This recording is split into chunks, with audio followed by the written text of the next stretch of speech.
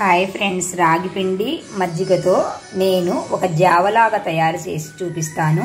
ఇది చాలా ఎనర్జీని ఇస్తుంది, చాలా టేస్టీగా ఉంటుంది. మన మోకాల నొప్పులు కానీ బ్యాక్ పెయిన్స్ కానీ ఉన్న వాళ్ళకి రాగులు ఎక్కువగా వాడమని అంటారు కదా, అందుకని మనం ఇలా రకరకాలుగా చేసుకొని రాగి పిండి కానీ రాగులను కానీ ఎలాగైనా మనము ఆహారంగా తీసుకుంటే మనకు చాలా ఉపయోగాలు ఉన్నాయి ఫ్రెండ్స్. అందుకని పల్చగా మజ్జిగ చిలుక్కోవాలి. ఫస్ట్ చిక్కగా ఉంది, నేను ఇంకా కొంచెం వాటర్ వేసుకుంటాను. చాలా పల్చగా చేసుకొని మనకి ఎంత కావాలంటే అంత నేను ఒకరికి సరిపడా చేసుకుంటున్నాను. నేను వీలైనంత వరకు ఎక్కువ రాగి పిండిని వాడాలని నేను అనుకుంటున్నాను. పిండిని మజ్జిగలోనే ఉండలు లేకుండా మనము బాగా కలుపుకోవాలి. మీకు ఎంత కావాలంటే అంత లూజుగా కావాలన్నా కలుపుకోవచ్చు, చిక్కగా కావాలన్నా కలుపుకోవచ్చు. జావా అంటే లూజుగా ఉంటేనే బాగుంటుంది, కాబట్టి మీరు కూడా లూజుగానే తయారు చేసుకోండి. ఇట్లా విస్కర్ తీసుకొని ఉండలు లేకుండా బాగా కలుపుకోవాలి. ఇలాగా చాలా పలసగా అంటే పలసగా చేసుకోవాలి. నాకైతే చాలా ఇష్టం అండి. జొన్న పిండితో కానీ రాగి పిండితో కానీ ఇలా చేసుకుంటూ ఉంటాను. జొన్నలు మంచివే, రాగులు మంచివే, సజ్జ పిండితో కూడా చేసుకోవచ్చు. మనకి ఏ పిండి నచ్చితే ఆ పిండితో చేసుకోవచ్చు. దీన్ని ఇప్పుడు మనము ఉడికించుకోవాలి.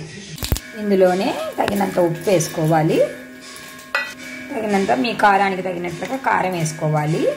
ఇది చూడడానికి ఎర్రగా ఉంటుంది కానీ కారం తక్కువ ఉంటుంది ఫ్రెండ్స్.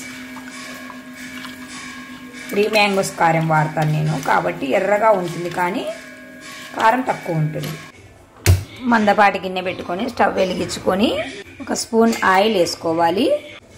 ఆవాలు, మినప్పప్పు, జీలకర్ర బాగా చిటపటలాడాక మనం ముందుగా కలిపి పెట్టుకున్న ఈ మిశ్రమాన్ని ఇందులో వేసేయాలి.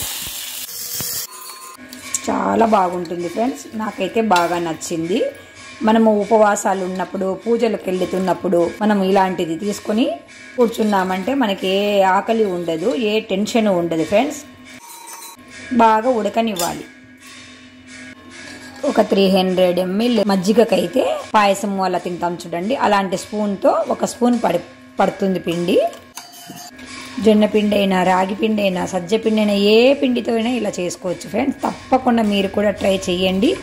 మీకు ఎలా వస్తుందో కామెంట్ రూపంలో మాకు తెలియచేస్తూ ఉండండి ఫ్రెండ్స్. అడుగంటకుండా చూసుకోవాలి, ఎందుకంటే అడుగంటితే టేస్ట్ బాగోవు. ఏ ఐటమ్ అయినా కూడా అడుగంటకుండా చూసుకోండి. మరి ఎక్కువ మనము మరిగించి ఎక్కువ డ్రై అయ్యేంత వరకు ఉండకుండా మనకు కావాల్సినంత మోతాదులోకి రాగానే స్టవ్ ఆపేయాలి. చూడండి, కొంచెం చిక్కగా అయింది. ఇలాగా ఇంకొక 2 minutes అలా పెట్టుకొని తీసేసుకోవచ్చు. ముందున్నంత పలసగా లేదు చూడండి. ఇప్పుడు మనము సన్నగా తరిగిన కొత్తిమీర వేసుకుంటున్నాను. నేను టేస్ట్ కోసము అని వేసుకున్నాను, మీకు ఇష్టమైతే వేసుకోవచ్చు, లేదంటే లేదు. స్టవ్ ఆపేసేసి ఇంకా సర్వ్ చేసుకోవడమే ఫ్రెండ్స్. విటమిన్స్ ఉన్న ఆహారం కదా ఫ్రెండ్స్ ఇది. తప్పకుండా మీరు ట్రై చేస్తారని నేను ఆశిస్తున్నాను ఫ్రెండ్స్. రాగి జావా లేదా రాగి సూప్ ఏ పేరుతోనైనా పిలుచుకోవచ్చు.